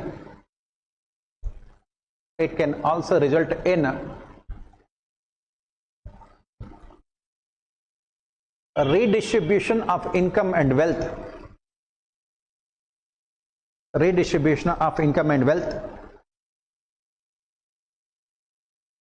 In favor of capital,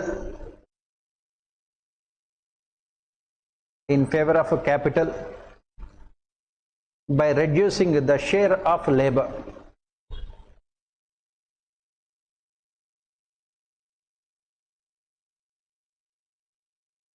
Share of labor. It can also benefit rich countries. It can also benefit the rich countries at the cost of poor nations.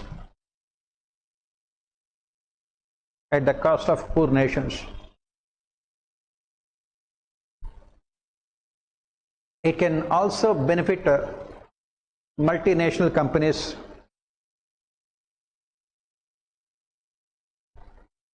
who can invest heavily in AI. Multinational companies who can invest heavily in AI at the cost of MSMEs.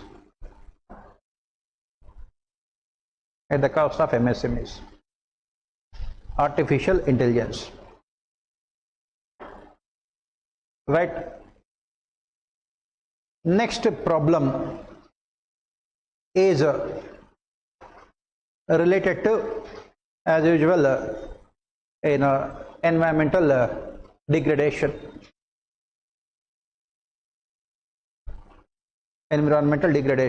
Next problem.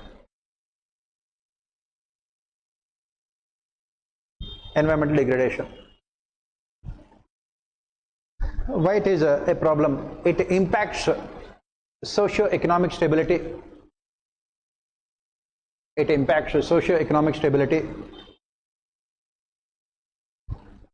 Banking, public health, and public finances.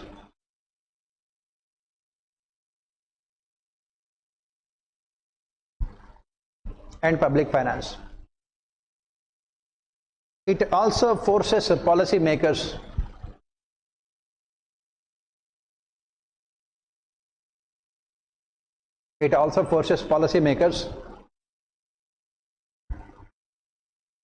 to opt for a trade-off between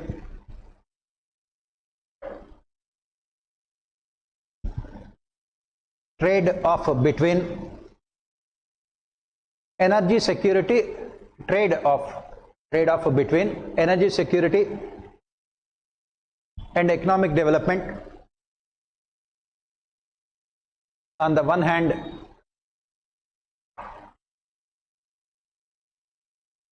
and energy transition on the other.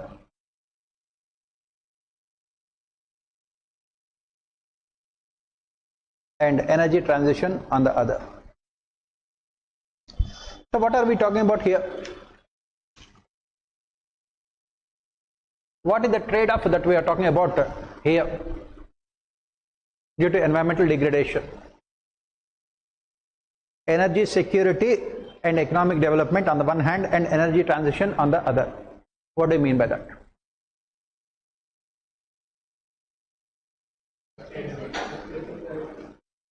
Can you explain with a very simple, specific example?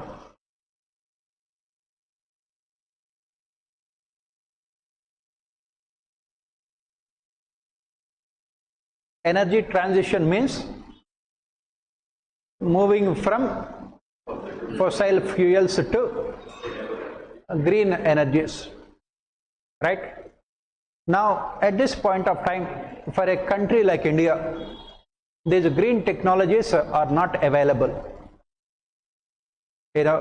because of the refusal of the developed world to transfer those technologies, cost effective technologies.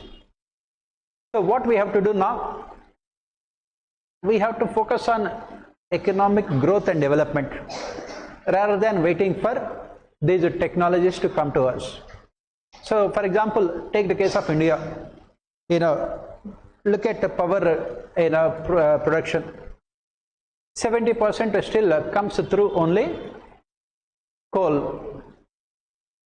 So what you have to do is that you have to move towards energy transition, towards either nuclear power or thermal, or from thermal power to you have to move on to tidal power or nuclear power, but or solar energy. But the problem is that do we have that kind of technologies? We don't have the kind of technology to move towards this completely, and we have to completely take the case of our railways. They should be completely moving towards what is called electrification, so that our dependence on coal would also come down. But the problem is that do we have that kind of surplus? We don't have that kind of surplus. And is it possible for us to only focus on this energy transition all the time? Then you have to compromise with energy security and economic development. We have to continue with our energy security and economic development. So 70% of still our power consumption needs are met only with thermal power. That is the reason why India has said that we cannot be fulfilling the promises made by the developed countries by 2030 that they will move completely towards green energies. We cannot. India has said that realistically we can think about it only around 2070. That was the target. But the problem here is that everything is fine. At the end of the day, what is happening? It is only resulting in environmental degradation. Now, does the nature differentiate between a poor country or a rich country in terms of ecological destruction? No. Whether you are a poor country or a rich country, you have to pay the same kind of price. So that is where we have to we have no option with regard to these trade-offs. So what we are looking at here now, only energy security and economic development in the short term, and we have to forget about energy transition in the long term, and it will have more adverse impact on our ecological systems. As you can see here, in Kerala, this report, Madhav Gadgil Committee report, has said that 75% should be declared as environmentally sensitive areas, ESA. If that 75% is declared as ESA, then can there be any exploration of minerals?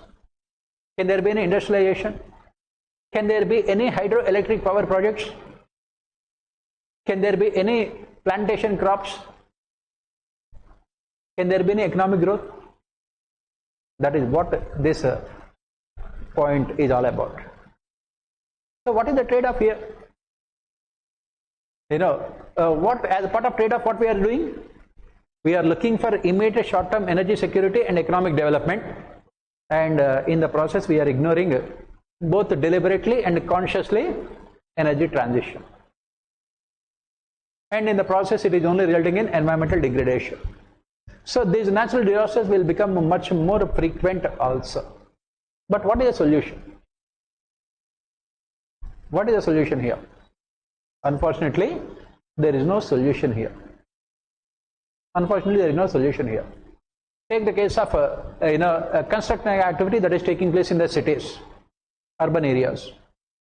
What we are witnessing is huge amount of migration of people from rural areas to urban areas, which necessitates more housing. And when you are constructing houses in urban areas, what you are doing? You are basically filling up all the ponds and lakes in urban areas, and on top of those lakes and ponds you are constructing houses. In Chennai in 1950 they had more than 20,000 lakes Now it is less than 1500. What can you do? That is where the problem here is. And there are no easy solutions to all these problems. Why? Because population. So much of population, and automatically when the population increases, energy consumption also goes up. And this is what Economic Survey also has projected. Thanks to artificial intelligence, energy consumption is expected to go up in developed countries by, leaps and bounds, in exponential terms. So when energy consumption goes up, automatically it would result in environmental degradation. That is the reason why none of the developed countries are now talking about any of the promises they have made in all those global summits. None of them. And Donald Trump, when he was the president, he had openly said that he was coming out of the Kyoto Protocol because he said that it was highly discriminatory. And there is no question of any tech transfer also, because resource nationalism. And how do you overcome these problems? This is a major challenge that India is facing right now. Next major challenge that we are facing right now is in the last 1 decade, write down, in the last 1 decade,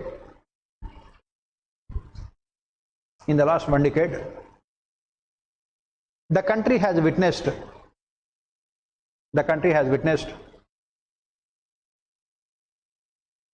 major policy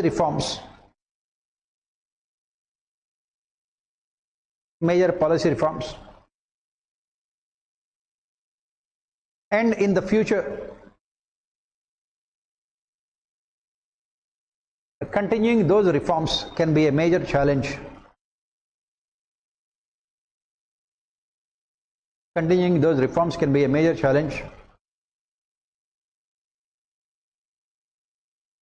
Especially with the emergence of multiple actors in governance.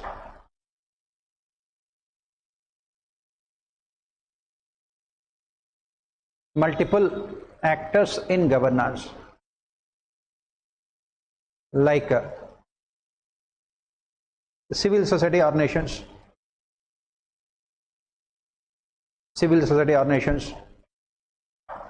state governments, local self-governments,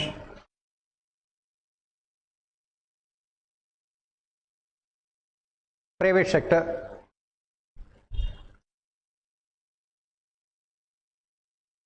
multilateral institutions, and so on.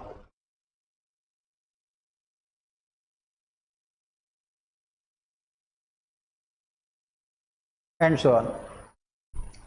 the focus has to shift from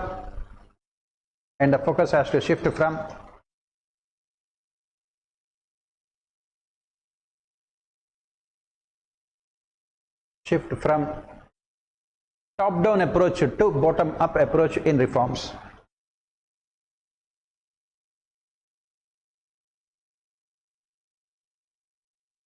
Top-down to bottom-up approach in reforms.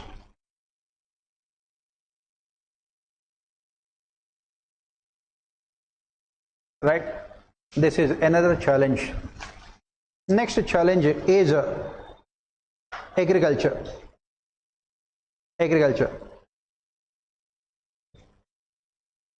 What is the challenge in agriculture? To move from food security to nutritional security.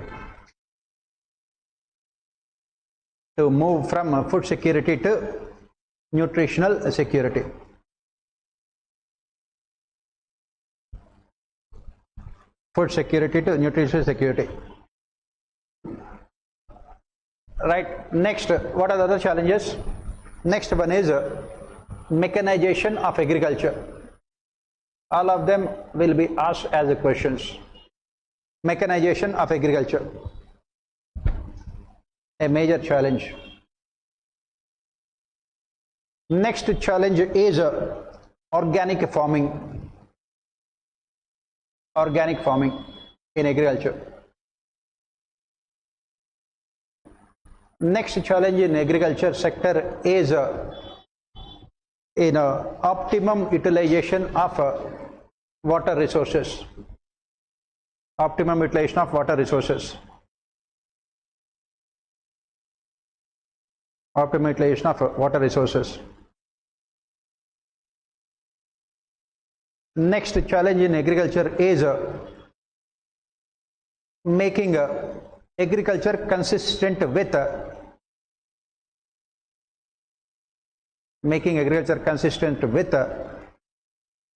climate considerations.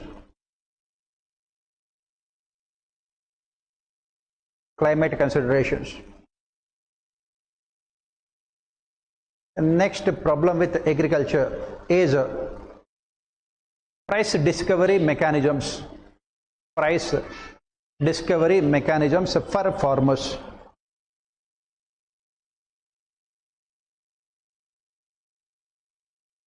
Price discovery mechanisms for farmers. Next problem in agriculture is export of agricultural products. Export of agricultural products. Export of agricultural products. These are all the major problems in agriculture. What are the other major issues that the country is facing? Next problem is regarding employment education gap. Next problem is employment education gap.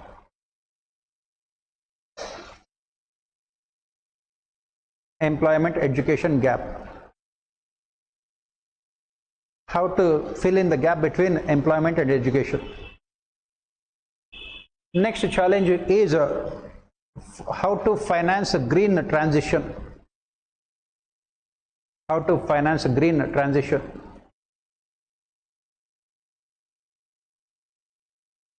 How to finance a green transition.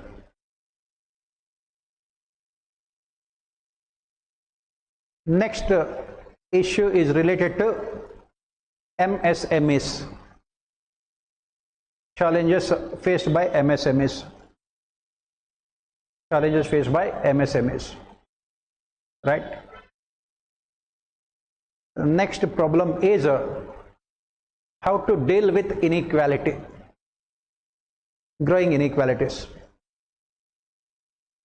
How to deal with growing inequalities. How to deal with growing inequalities. How to deal with growing inequalities. As we know, the top 10% of our population has 78% of our GDP. Top 10%, 78%. And bottom 50% contribution is only 10% of GDP. This is another major challenge.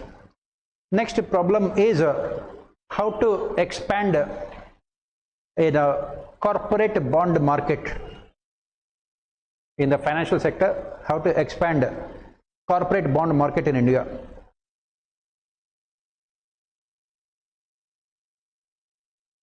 Corporate bond market. Next problem in the immediate and also the intermediate time period is how to tackle Chinese domination. How to tackle Chinese domination over global supply chains. Over global supply chains.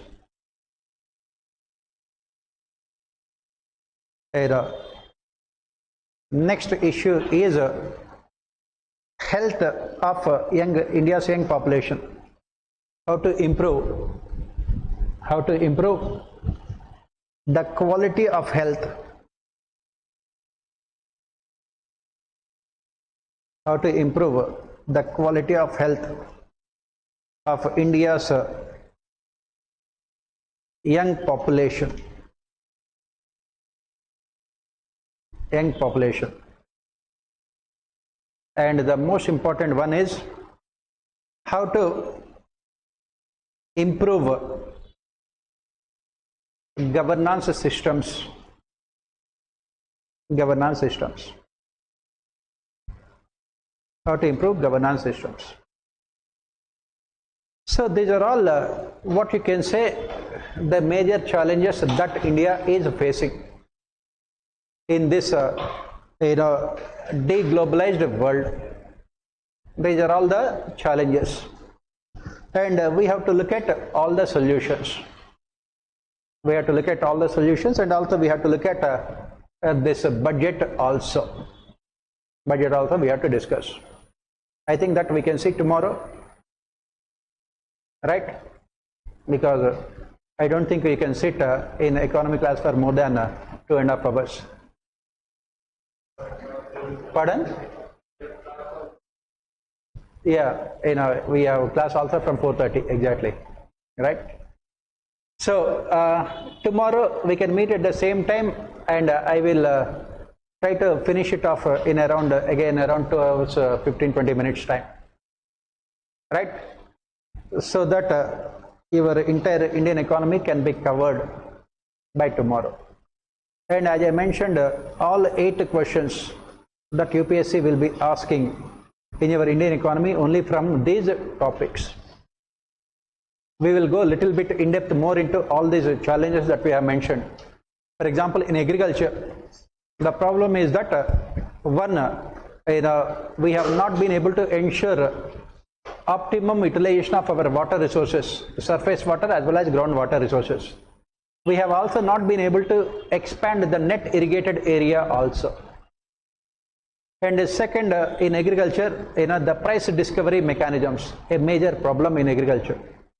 Why? Because if prices of agriculture products go up, or in the international market also if they go up, our farmers are not allowed to export them.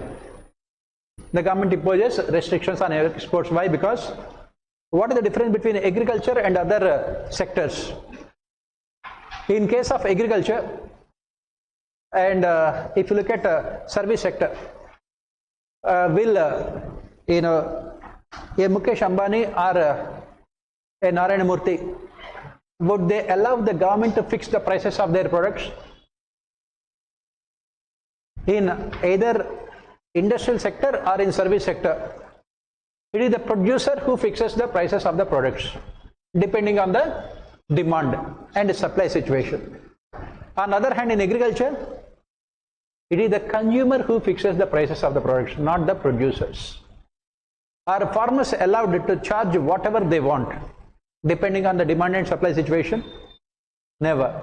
The moment the prices of onions will go up, the government will import the onions from foreign countries, and they will make sure that there will not be any increase in the prices.